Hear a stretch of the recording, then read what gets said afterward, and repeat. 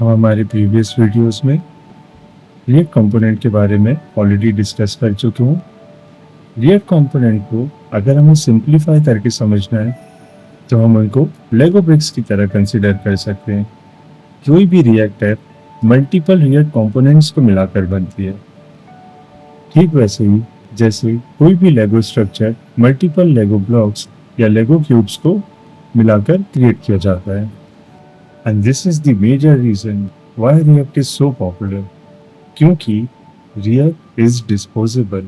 मतलब रिएक्ट को कभी भी हम अलग अलग कंपोनेंट्स के यूज करके कितनी ही कॉम्प्लेक्स एप्लीकेशन क्रिएट कर सकते हैं। इसीलिए इवन इंटरप्राइज सॉल्यूशंस को डेवलप करने के लिए जो कि हाईली कॉम्प्लेक्स होती है, रिएक्ट लाइब्रेरी का यूज किया जाता है। यदि हम किसी भी वेबसाइट में जाते हैं तो हमको इसका एक टिपिकल स्ट्रक्चर दिखता है, यानी कि सबसे पहले ऊपर नेव बार होता है, फिर कुछ कंटेंट होता है और नीचे एक फुटर होता है। मान लेते हैं कि हमको भी नेव बार और फुटर के लिए रिएक्ट कंपोनेंट्स क्रिएट करने हैं, तो हम कैसे करेंगे? उसके लिए एक सिंपल तरीका है कि हम हर एक कंपोनेंट के लिए एक फंक्शन क्रिएट करें। इसलिए रिएक्ट में हम फंक्शनल कंपोनेंट्स टर्म का यूज करते हैं, जिसको हम फंक्शनल कंपोनेंट्स बोलते हैं। तो यदि हमको नेव बार कंपोनेंट क्रिएट करना है तो हम एक फंक्शन क्रिएट करेंगे और उस कंपोनेंट का नाम लेट्स से माय नेव बार होगा और इसमें हम कुछ टेक्स्ट डिस्प्ले करेंगे। Content for naive bar will come here.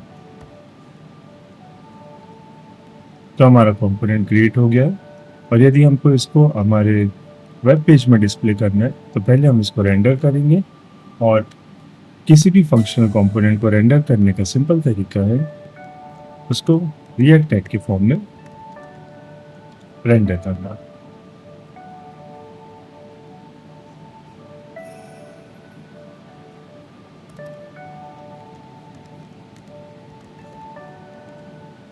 और यदि हम हमारे प्रोग्राम को रन करते हैं उससे पहले हमको हमारे कंपोनेंट को रिटर्न करना होगा।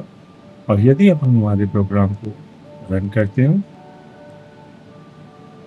और हमारे वेब पेज में जाते हैं तो हमको नेव बार से रिलेटेड कंटेंट यहाँ दिखेगा। हमारे आने वाले सेशन में हम इस टेक्स्ट को प्रॉपर नेव बार की कोडिंग से रिप्लेस करेंगे, जिससे कि हमको हमारे वेब पेज में एक प्रॉपर नेविगेशन बार डिस्प्ले हो। सिमिलरली हम हमारे फुटर के लिए भी एक कंपोनेंट क्रिएट करेंगे। So again we will create a function, let's call it my footer और इसमें हम रिटर्न करेंगे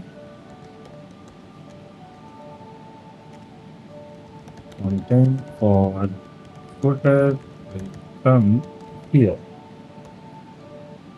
और फिर हम इसको root.render में कॉल करेंगे। बट जैसे ही हमने my footer को यहाँ पर रेंडर किया हमको एरर आने लगा।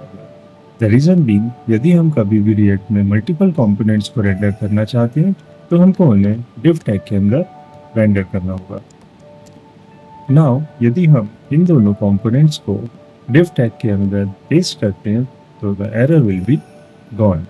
और यदि अब हम हमारे वेब पेज में जाएंगे तो हमको नेव बार और फुटर दोनों कंपोनेंट्स के कंटेंट डिस्प्ले होंगे।